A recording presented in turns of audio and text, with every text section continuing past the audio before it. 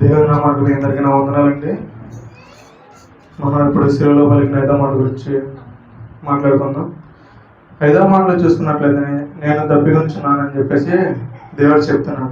దప్పిక అనేది 2 రకాలండి. దప్పిక అంటే ఏంటి? 2 రకాలు. అదేంటి? శరీర దప్పిక, ఆత్మీయ దప్పిక. శరీర దప్పిక అంటే ఏంటి? ఎవరికైనా తెలుసా? శరీర దప్పిక అంటే మనకి శరీరానికి ఏదైతే కావాలో దాన్ని తీసుకోవడం శరీర దప్పిక. ఆత్మీయ దప్పిక అంటే మనం మన ఆత్మకి మనం ఏమి ఇవ్వగలం, ఏమి ఇవ్వగలం అనేది చూద్దాం. ఒకసారి శరీర దప్పిక అంటే చూద్దామండి. దేవుడు మన పాపాల కోసం ఆ కలువరిలో శిలువను మోసుకొని వెళ్ళి అనేక ప్రదేశాలకు శిలువను మోసుకుంటూ తిరిగి శరీరం మొత్తం కొరటలతో కొట్టించుకొని, ఉమ్ము ఊపించుకొని, కాళ్ళతో కొట్టించుకోమని ఇట్లా అనేక రకాల దేవుడు మన కోసం, మన శరీరం కోసం, మనం చేసిన పాపాల కోసం, ప్రతి ఒక్క దాని కోసం దేవుడు ఏం చేశాడంటే శిలువలో ప్రాణత్యాగం చేశాడు అనమాట. కానీ మనం ఎటు విధంగా ఉంటున్నాం అంటే మన కోసం దేవుడు అంత చేశాడు, కానీ మనం ఏం చేస్తామండి ఈ రోజుల్లో? మనం ఏం చేయలేం. కనీసం పక్కింటి వాళ్ళకి ఏదన్నా సహాయం చేయాలన్నా మనం చేయలేం. కానీ దేవుడు నీకోసం రక్త సంబంధం లేకపోయినా సరే, అన్నదమ్ములు లేకపోయినా సరే, ఎవరు ఏం కాకపోయినా సరే దేవుడు ఏం చేశాడండి నీ కోసం, నా కోసం ఏం చేశాడు? కలువరి శిలువలో ప్రాణత్యాగం చేశాడు. మనం ఏం చేస్తామండి? మనం వాళ్ళకి ఏమైనా అప్పు ఇవ్వాలంటే సరే, చేతి బదులు ఇవ్వాలంటే మనం ఎత్తామా? చెప్పండి. మన తల్లిదండ్రులు కనుక ఎవరు మనం వదిలేసి వెళ్తారు, అవునా కదా? వృద్ధుల్ని ఎంతమంది వదిలేశారు పిల్లలు, అవునా? తల్లిదండ్రులు వృద్ధాప్యంలో ఉన్నప్పుడు చాలా మంది వదిలేశారు. కానీ దేవుడు మనం వదిలేశాడండి? మనం వదిలేశాడా? చెప్పాలి. మనం వదిలేశాడా? దేవుడు వదలలేదు. మనకే దేవునికి అసలు సంబంధం లేకపోయినా సరే, మనం చేసిన పాపాల కోసం, మనం చేసిన దొంగతనాల కోసం, మనం చేసిన చెడు అలవాట్లు, చెడు పనుల కోసం, అటన్నిటి మనం చేసిన ప్రతి ఒక్క పాపాన్ని అతని మీద వేసుకొని దేవుడు ఏం చేశాడండి? కలువరి శిలువలో ప్రాణత్యాగం చేశాడు. అటువంటి దప్పికలో ఉన్నప్పుడు దేవుడు ఏం చెప్పాడండి? దాహం అనగా ఏమిచ్చాడండి? అక్కడ ఉన్న బొర్రెలు ఏమిచ్చారు తెలుసండి? ఏమిచ్చారు? చేదు ద్రాక్ష రసాన్ని ఇచ్చారు, అవునా కదా? చేదు ద్రాక్ష రసాన్ని ఇచ్చారు. అది ఒకసారి చూద్దామండి. కీర్తనలు 69వ కీర్తన.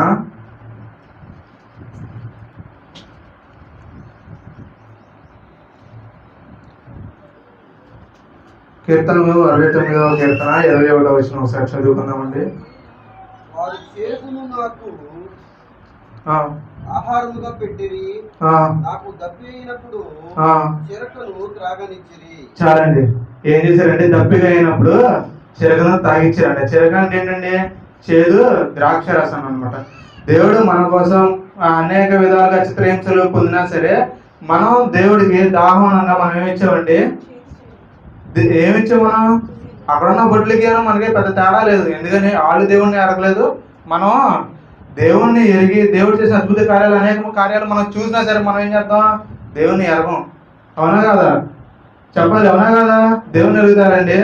మనం ఉన్నంతసేపే దేవుడు. బయటికి వెళ్ళిన తర్వాత మనకి ఏమైనా అవసరం వచ్చిందంటే ప్రతి ఒక్కరు చేసేది మొట్టమొదటిగా నరులను ఎదుగుతుందని చెప్తారు. మనకైనా అవసరం కావాలా, గబగబా ఫోన్ తీసి ఫోన్లో చూసుకొని మనకి ఆ అవసరాన్ని ఎవరైతే చేస్తారో అలా చేస్తాం. కానీ మొట్టమొదటిగా ప్రార్థన చేసిన వాళ్ళు ఎంతమంది ఉన్నారండి? దేవుడి కోసం మొట్టమొదటిగా ప్రార్థన చేసే వాళ్ళు ఎంతమంది ఉన్నారు? మనకి ఏమైనా అవసరం వచ్చినప్పుడు అవసరాన్ని తీర్చడానికి మొట్టమొదటిగా ప్రార్థన చేసే వాళ్ళు ఎంతమంది ఉన్నారండి?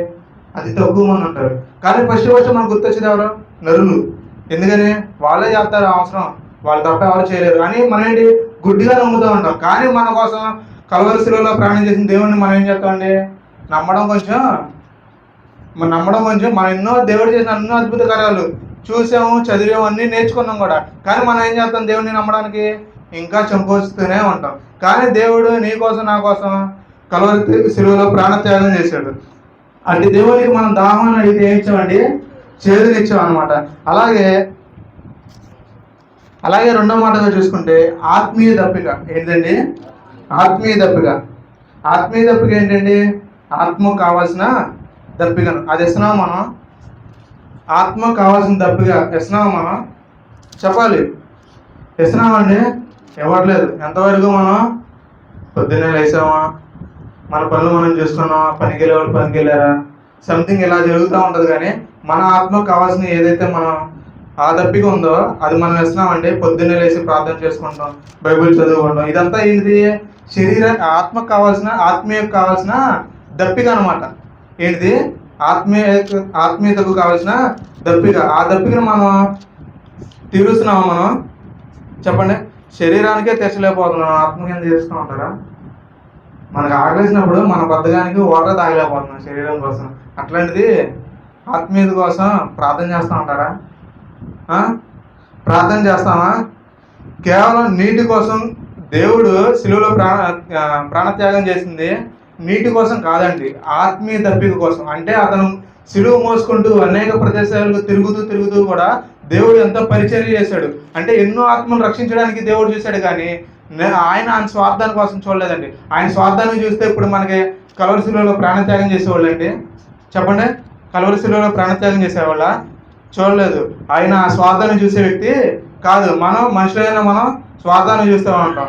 ఇప్పుడు వీడికి 250 వేస్తే ఈడెళ్ళి ఎంత ఎదిగిపోతాడని చెప్పేసి మనం చూస్తూ ఉంటాం. ఏది మనదే? స్వార్థం. ఓ విధంగా వీడు ఎదగాలని చెప్పేది మనమే, ఓ పక్క వీడు తగ్గిపోవాలని చూసేది కూడా మనమే. కానీ దేవునికి అలా ఉందండి? అలా ఉందా? లేదు. దేవుడు ఆ క్షణన శిలువలో ఉండి కూడా వేలాడుతూ కూడా తన రక్తాన్ని ఎంతో రక్తం ఎంత పోయిందంటే రక్తం తెలుసండి, 6.5 లీటరు. ఎంత? 6.5 లీటరు దేవుని శరీరంలో నుండి రక్తం పోయింది. మనం ఎవరికైనా ప్రమాదంలో ఉన్నప్పుడు మనం రక్తం ఇవ్వాలనంటే 300 గ్రాములు మనం ఇచ్చేది మహా అయితే. ఆ 300 గ్రాములకి మళ్ళీ మనం నెల మొత్తం ఏం తింటే రక్తం వచ్చింది అని చెప్పి చూస్తూ ఉంటాం. అవునా కదా? కొంతమంది రక్తం ఇస్తే మనం బతకమని చూస్తారు ఫస్ట్. అవునా? రక్తం ఇస్తే మనం బతకమేమో అని చెప్పి చూస్తూ ఉంటారు. కానీ దేవుడు మన కోసం ఏ సంబంధం లేకపోయినా నీ కోసం నా కోసం దేవుడు ఏం చేశాడు? 6.5 లీటర్ల రక్తాన్ని కల్వరి శిలువపై దారపోసాడు. అట్లాంటి దేవుడికి మనం ఏం చేయాలి?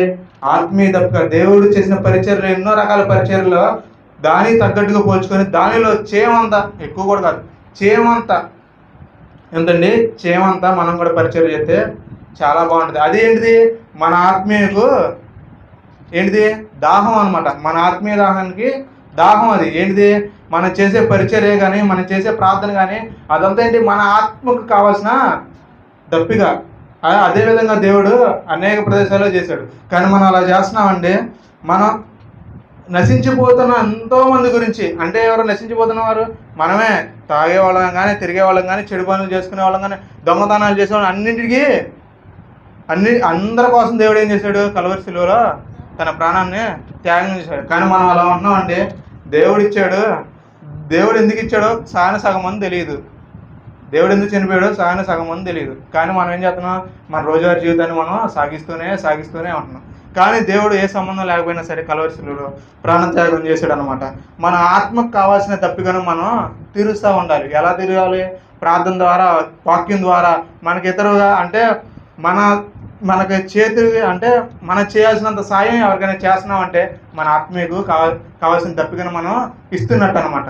ఈ విధంగా చూసుకున్నట్లయితే లాస్ట్ మాట ఏదో ఉందండి. ఏంటిది? లేఖనాలు నెరవేర్చుడు అనమాట. దేవుడు ఏం చెప్పాడు? లేఖనాలు నెరవేర్చాడు. ఏంటి? దేవుడు కొత్త నిబంధనలో చూసుకుంటే దేవుడు పుట్టిన తర్వాత దేవుడు ఏం చేశాడు అనేది కొత్త నిబంధనలో ఉంటుంది అనమాట. పాత నిబంధన చూసుకున్నట్లయితే మనం ప్రవచనాలు ఏమి రాశారో వాటిని దేవుడు ఎలా నెరవేర్చాడు అనేది కొత్త నిబంధనలో ఉంటుంది. లేఖనాన్ని నెరవేర్చడానికి దేవుడు భూమి మీదకి వచ్చాడండి. తండ్రి ఏమంటాడంటే కుమారునితో, నువ్వు పలానా చనిపోవాలయ్యా, నువ్వు భూమి మీదకి వెళ్ళి నీకు సంబంధం లేని వ్యక్తులతో అందరి కోసం, వాళ్ళు చేసే పాపాల కోసం నువ్వు చనిపోవాలి. అందుబట్టి నువ్వు భూలోకానికి వెళ్ళు, ఎన్నో శ్రమలు అనుభవించు, కొరటాలతో కొట్టించుకో, శరీరం మొత్తం దున్నించుకో అని చెప్పేసి తండ్రి కుమారునికి చెప్పాడు అనమాట. కుమారుడు ఏం చేశాడు? తండ్రి చిత్తాన్ని నెరవేర్చడానికి భూమి మీదకి వచ్చి తండ్రి చెప్పిన ప్రతి ఒక్క మాటను తుడిచేయకోకుండా దాన్ని నెరవేర్చారన్నమాట. కానీ మన తల్లిదండ్రులు చెప్పిన మనం వింటున్నామండి? మనం వింటున్నామా? చెప్పాలి, మనం వింటున్నామా? ఏనో. కానీ తండ్రి చెప్పిన ప్రతి ఒక్క మాటని దేవుడు నెరవేర్చనమాట. అట్టి విధంగా మనం కూడా ఎన్నో ప్రవచనాలను దేవుడు చేసిన ఎన్నో ప్రవచనాలను నెరవేర్చినట్లు మనం కూడా మనకి కావాల్సిన శరీర దప్పికను ఆత్మీయ దప్పికను అన్నింటినీ నెరవేర్చే వారిలాగా మనం ఉండాలి. దేవుడు ఇచ్చిన మాటలు